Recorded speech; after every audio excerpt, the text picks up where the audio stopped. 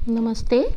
आज का पाठ है आपकी पाठ पुस्तक आरोह भाग 2 में संकलित कवि शमशेर बहादुर सिंह द्वारा रचित उषा कविता।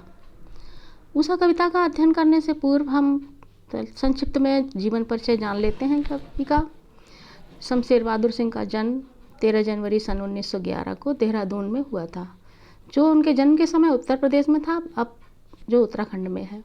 इनकी कुछ प्रकाशित रचनाएं इस प्रकार हैं। कुछ कविताएं, कुछ और कविताएं। चुका भी हूँ नहीं मैं, इतने पास अपने, बात बोलेगी काल तुझसे होड़ है मेरी, उर्दू हिंदी कोश का संपादन। इनको सम्मान प्राप्त हुआ है साहित्य अकादमी तथा कबीर सम्मान। इसके अतिरिक्त अन्य भी अनेक पुरस्कारों से सम्मानित किया गया है। इनका निधन सन 1993 अहमदाबाद में हुआ था। कथा और शिल्प दोनों ही स्तरों पर उनकी कविता का मिजाज अलग है। उर्दू शायरी के प्रभाव से संज्ञा और विशेषण से अधिक बल सर्वनामों, क्रियाओं, अव्ययों और मुहावरों को दिया है। उन्होंने खुद भी अच्छे शेर कहे हैं। इस में जो संकलित है कविता जिसे आप पढ़ेंगे, उसके अंतर्गत जो आप पढ़ेंगे वह प्रयोगवादी कविता है। प्रयोगवादी जो कविता है वो 1943 से प्रारंभ हुई।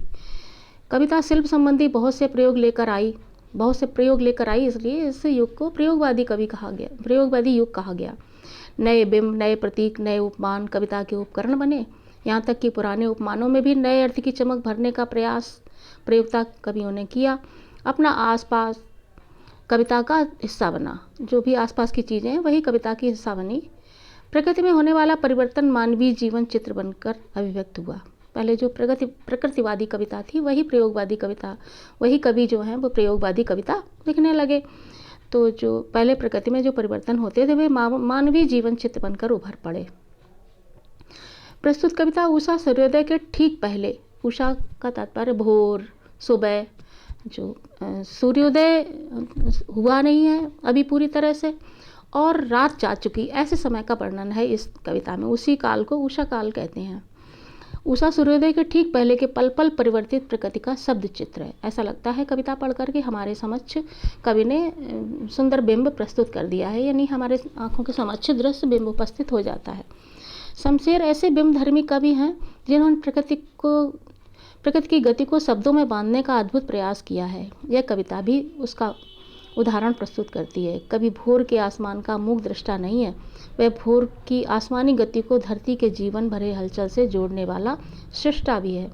अर्थात जो भी आसमान में हलचल हो रही है, प्रकृति में परिवर्तन जो हो रहे हैं, उसे हम मानव जीवन के हलचल से किस प्रकार से मानव प्रतिक्रिया करता है, उन सबसे भी जोड़ने का प्रयोग किया है इस कविता में। इसीलिए वह सूर्योदय के साथ एक जीवंत परिवेश की कल्पना कर लेता है, जो गांव की सुबह से जुड़ता है। वहाँ सिल है, राख से लिपा हुआ चौका है और है स्लेट की कालिमा पर चाक से रंग मलने वाले अदृश्य बच्चों के नन्हे हाथ। ये एक ऐसे दिन की शुरुआत है जहाँ रंग है, गति है और भविष्य की उजास है, और है हर कालिमा को चीर कर आने का एहसास कराती उषा।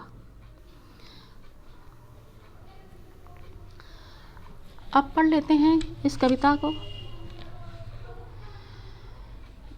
पहले संक्षिप्त में इसका सार समझ लेते हैं, फिर लाइन टू लाइन अर्थ समझेंगे। कवियों के कवि शमशेर बहादुर सिंह की प्रसिद्ध कविता उषा में प्रातःकालीन वातावरण का सूक्ष्म चित्रण किया गया है। सवेरे आकाश का रंग नीले शंख के समान था, फिर राख लीपे चौके जैसा हो गया। कुछ देर बाद वह ऐसा लगने लगा जैसे काली सिल पर किसी ने केसर पीस दी हो। फिर थोड़ी देर बाद लगा जैसे स्लेट पर लाल खड़िया मल दी हो। कुछ देर बाद सूर्य की गोरी दे नीले आकाश में झिलमिलाने लगती है और सूर्य बाहर निकल आता है, जिससे उषा का सम्मोहन यानी जादू टूट जाता है। अर्थात जो सौंदर्य पल पल बदल रहा था वह तेज प्रकाश होते ही समाप्त हो जाता है। तो यहाँ इस कविता में इन्हीं बिंबों के आधार पर हम इस पूरी कविता का अध्ययन करेंगे। कवि कहता है, प्रात नभ था बहुत नीला शंख जैसे। प्रातःकालीन जो नभ है आकाश, प्रात का मतलब सुबह, भोर के समय, और उस समय जो आसमान है वह बहुत नीला शंख के समान है, यानी शंख जैसा पवित्र है वैसा ही नीले रंग के शंख के समान आसमान दिखाई दे रहा है।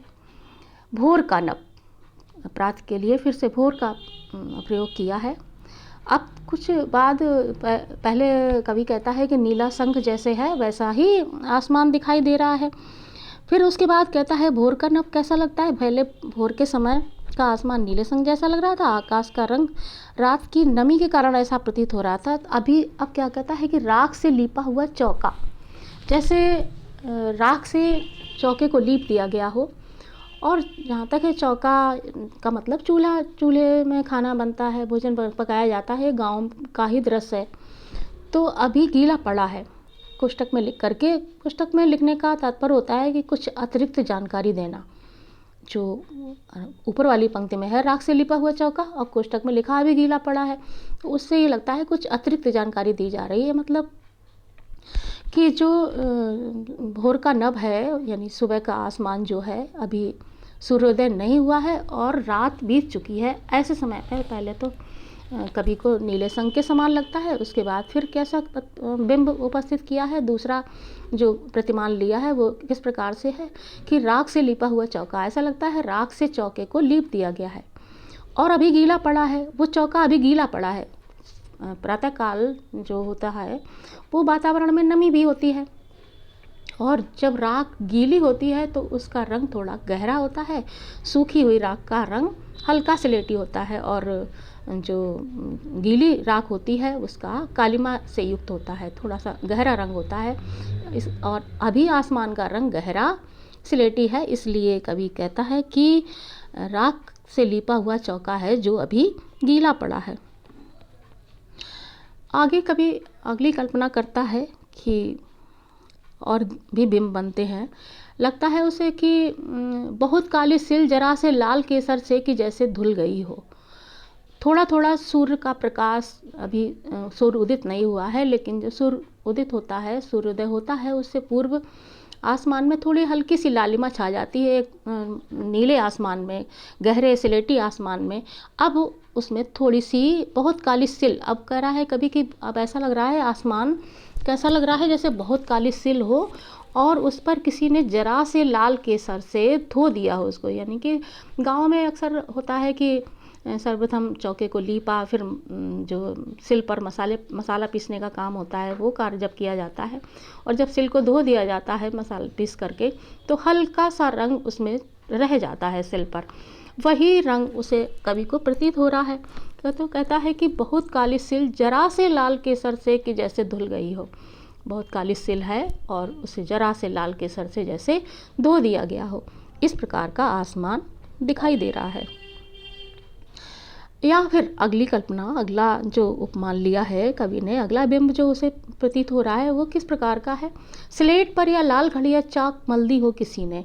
यहाँ देखिए गांव में जब सुबह सुबह बच्चों को उठा करके क्या करते हैं कि बैठा दिया पढ़ने के लिए, तो स्लेट पकड़ा दी हाथ में। अब तो स्लेट पर बच्चे नहीं पढ़ते हैं, पहले तो स्लेट पर या जो लकड़ी की पट्टी हुआ करती थी उस पर ही पढ़ाई की जाती थी, और लाल खड़िया होती थी उससे लिखा जाता था। तो यहाँ कभी यही कल्पना करता है कि स्लेट पर या लाल खड़िया चाक मल दी हो किसी ने। जो ऊपर की कल्पनाएं थी उनको भूल करके अब अगली कल्पना कभी करता है कि ऐसा प्रतीत हो रहा, ऐसा लग रहा है जैसे कि स्लेट पर किसी ने लाल खड़िया चौक मल दी हो। बच्चों के हाथ में अगर चौक पकड़ा दी जाए तो वो कुछ नहीं लिखेंगे तो भी उसको चौक को चलाते रहेंगे। तो ऐसा ही बिंब उपस्थित करते हुए कवि कहता है कि स्लेट पर या लाल खड़िया चौक मल दी हो किसी ने। यानी अब आसमान का रंग स्लेटी लग रहा है जिसमें हल्की हल्की लालिमा आ चुकी है।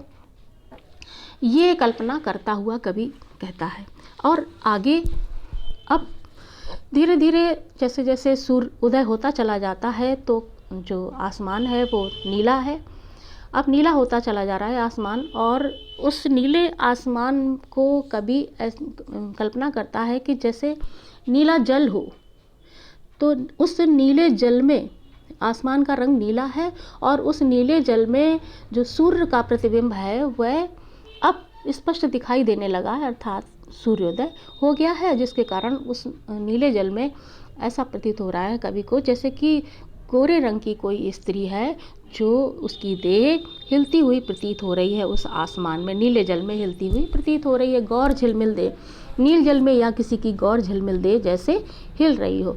नीले जल में, नीला जल है जो आसमान को ही कभी मान लेता है, ये नीले जल के समान आसमान दिख रहा है और उसमें सूर्य का प्रतिबिंब, सूर्य का गोला जो है, सूर्य उदित हो गया है, जो किसी गोरी युवती स्त्री का प्रतिबिंब, उसका शरीर, उसकी देह, उसका जो शरीर है वो उसमें हिलता हुआ प्रतीत हो रहा है और जादू टूटता है।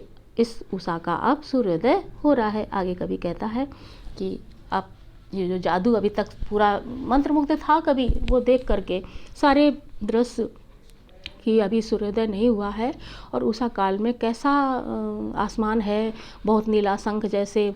फिर कल्पना करता है कि भोर का नभ राख से लिपा हुआ चौका जो अभी गीला पड़ा है, इस प्रकार का, क्योंकि वातावरण में प्रातःकाल नमी भी होती है और पवित्रता भी होती है, तो ऐसा लगता है कि चौके को जिस प्रकार से लीप करके पवित्र किया जाता है वैसा पवित्रता भी है। प्रातःकाल के जो मौसम है, प्रातःकाल का जो समय है, उस समय पवित्रता भी है और नमी भी है। तो उसे लगता है कि राख से लिपा हुआ चौका है। फिर बहुत काली सिल की कल्पना करता है कि जरा से लाल केसर से, जैसे किसी काली सिल है और उसको थोड़े से लाल केसर से धो दिया गया हो। फिर अगली कल्पना वो करता है कि स्लेट पर या लाल खड़िया चौक मल दी हो किसी ने, या स्लेट पर किसी ने लाल खड़िया चौक मल दी हो, और ये मल देने का किसी न किसने मली होगी, बच्चे ही ऐसा काम कर सकते हैं। तो जो हमारे समझ बच्चे नहीं हैं उनकी भी हम कल्पना कर लेते हैं कि यह दृश्य बिंब हमारे समझ उपस्थित हो जाता है। फिर जब जैसे ही सूर्योदय होता है तो जो आसमान अब तक नीले संग जैसा था, राख से लिपे हुए चौके जैसा था या बहुत काली सिल जैसा था, वह अब नीले रंग का हो गया है और उसमें सूर्य का जो बिंब है वह स्त्री के, युवती की काया, जैसे उसका शरीर उसमें हिल रहा हो, ऐसा प्रतीत हो रहा है। और जो अब तक सम्मोहन छाया हुआ था उषा काल का, वो सारा सम्मोहन, वो जादू टूटना शुरू हो जाता है। सूर्योदय के साथ ही सम्मोहन यानी जादू का टूटना भी एक प्रकार से एक नवीन बिंब है कि अब जादू टूट गया है, सूर्योदय हो रहा है। तो ये था आपकी कविता का सार, भावार्थ। अब इस पाठ के प्रश्नोत्तर देख लेते हैं। उषा कविता में कविता के किन उपमानों को देखकर यह कहा जा सकता है कि उषा कविता गांव की सुबह का गतिशील शब्द चित्र है? जैसा कि अभी भावार्थ में बताया कि उषा कविता में कवि शमशेर बहादुर सिंह ने ग्रामीण उपमानों का ही प्रयोग किया है। गांव की सुबह को गतिशील शब्द चित्र के माध्यम से सामने लाने का प्रयास किया है। कविता में नीले रंग के प्रातःकालीन आकाश को राख से लिपा हुआ चौका कहा गया है। ग्रामीण परिवेश में ही गृहिणी भोजन बनाने के बाद चौका चूल्हे को राख से लीपती है, जो प्रायः काफ़ी समय तक गीला ही रहता है। दूसरा बिंब काले सिल का है। काला सिल अर्थात पत्थर के काले टुकड़े पर केसर पीसने का काम भी गांव की महिलाएं ही करती हैं। तीसरा बिंब काले स्लेट पर लाल खड़िया चाक मलने की क्रिया नन्हे ग्रामीण बालकों द्वारा होती है। इस बिंबात्मक चेतना में गतिशील शब्द चित्र भी मौजूद है। ये मतलब धीरे धीरे बराबर बढ़ते चले जा रहे हैं क्रमशः।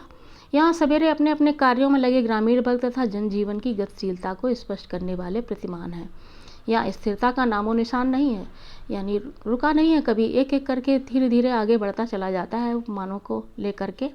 गतिशीलता इस अर्थ में भी है कि तीनों शब्द चित्र स्थिर न होकर किसी न किसी क्रिया के अभी अभी समाप्त होने के सूचक हैं। और जो भी है ना, जो क्रियाएं हो रही हैं वे सब अभी अभी समाप्त हुई हैं, यानी कि जो जहाँ से शुरू किया है कवि ने, प्रातनभ था बहुत नीला संग जैसे, पहले तो नीले संग के समान, फिर धीरे धीरे वही राख से लिपे हुए चौके के समान हो जाता है, फिर बहुत काली सिल के समान हो जाता है, और फिर अंत में जब सूर्योदय होता है तो वही जो उषा काल का समय है वह सूर्योदय होने से उसका जादू टूटने लगता है और सम्मोहन समाप्त हो जाता है। तो ये निरंतर गतिशीलता है, इसलिए, और गांव के ही उपमानों का कवि ने प्रयोग किया, इसलिए कह सकते हैं कि गांव की सुबह का गतिशील शब्द चित्र है। अगला प्रश्न है, भोर का नभ राख से लिपा हुआ चौका अभी गीला पड़ा है। नई कविता में कोष्टक, विराम चिन्हों और पंक्तियों के बीच का स्थान भी कविता को अर्थ देता है। उपर्युक्त पंक्तियों में कोष्टक में कविता में क्या विशेष अर्थ पैदा हुआ है, समझाइए। इसमें नई कविता में प्रयोग धर्मिता को महत्व मिला है। भाषा तथा शिल्प के स्तर पर यहाँ प्रयोग धर्मी चेतना दिखाई देती है। अभिव्यक्ति के नए रूपों को जगह देने की प्रवृत्ति मिलती है। कोष्ठक का प्रयोग कविता की भाव व्यंजना को और अधिक स्पष्ट करने के लिए किया जाता है। यहाँ कोष्ठक में जो पंक्ति लिखी है, अभी गीला पड़ा है, वस्तुतः देखा जाए तो राख से लिपे हुए चौके की पूरी जानकारी देती है। यह आकाश रूपी चौके की ताजगी और नमी की सूचना देती है। कविता में एकमात्र विराम चिन्ह आया है, वह भी महत्वपूर्ण दृश्य परिवर्तन की सूचना देने वाला प्रमाणित होता है। विराम चिन्ह के बाद उषा का जादू टूटने की सूचना दी गई है। पंक्तियों के बीच के स्थान बिंबों की सार्थकता को स्थापित करते हैं। जो भी है कविता में कोष्ठक में लिखी और जो विराम चिन्ह है वो नई जो शिल्प है, नया शिल्प है, प्रयोगवादी जो शिल्प है उसकी पूरी सार्थकता प्रकट करता है। अगला प्रश्न है, अपने परिवेश के उपमानों का प्रयोग करते हुए सूर्योदय और सूर्यास्त का शब्द चित्र खींचिए। अपने परिवेश, नीले विशाल सरोवर से बाहर निकलती तेज आभा मंडल वाली नारी की तरह सुबह का खिलता सूरज अपनी किरणों को काफ़ी कोमल बनाए हुए जो शरीर को चुभती नहीं है।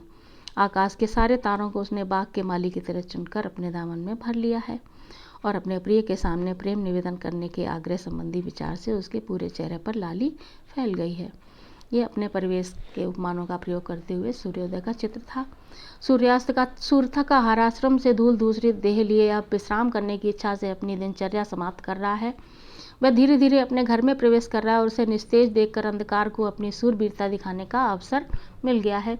जो सुबह के समय डरकर भाग गया था वह अब फिर से अपने साम्राज्य के विस्तार हेतु वापस आने की प्रक्रिया प्रारंभ कर रहा है। अर्थात ये जो सूर्यास्त और सूर्योदय और सूर्यास्त का शब्द चित्र है, ये इस प्रकार से आप अपने शब्दों में जिस प्रकार से चाहें ऐसे लिख सकते हैं। अब कुछ और प्रश्न हैं जिनको देख लेते हैं। भोर के नभ को कवि ने किन उपमानों के माध्यम से सामने रख एक नवीन चित्र उपस्थित करने का प्रयास किया है। भोर के नभ को कवि ने राख से लिपा हुआ चौका, नीला संग, बहुत काली सील, जरा से लाल केसर से कि जैसे धुल गई हो तथा स्लेट पर या लाल खड़िया चाक मल्दी हो जैसे उपमानों के माध्यम से चित्रित करने का प्रयास किया है।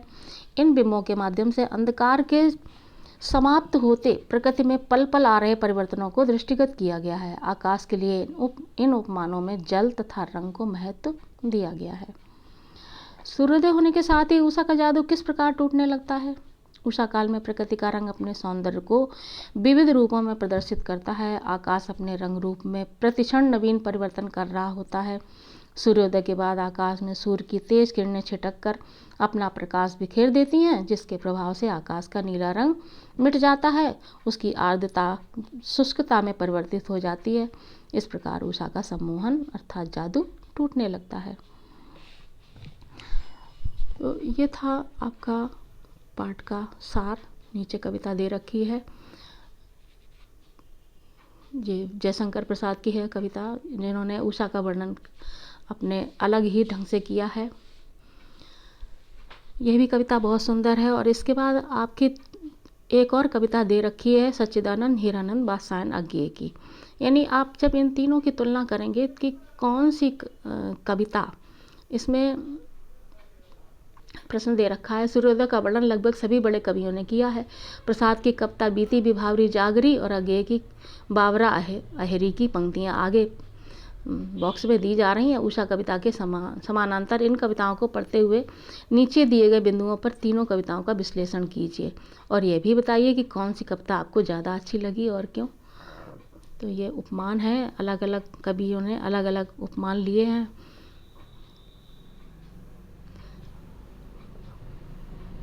आपको कौन सी अच्छी लगती है, ये आप अपना निर्णय लीजिए कि कौन सी आपको अच्छी लगी। तो पढ़ लेते हैं इसको भी थोड़ा सा। बीती विभावरी जागरी, अंबर पनघट में डुबो रही ताराघट उषा नागरी। यहाँ देखो जयशंकर प्रसाद ने जो किया है, मैं थोड़ा सा ही पढ़ाती हूँ इसमें। बीती विभावरी जागरी, विभावरी यानी रात, रात बीत गई है सखी जागो, अंबर पनघट में डुबो रही ताराघट उषा नागरी।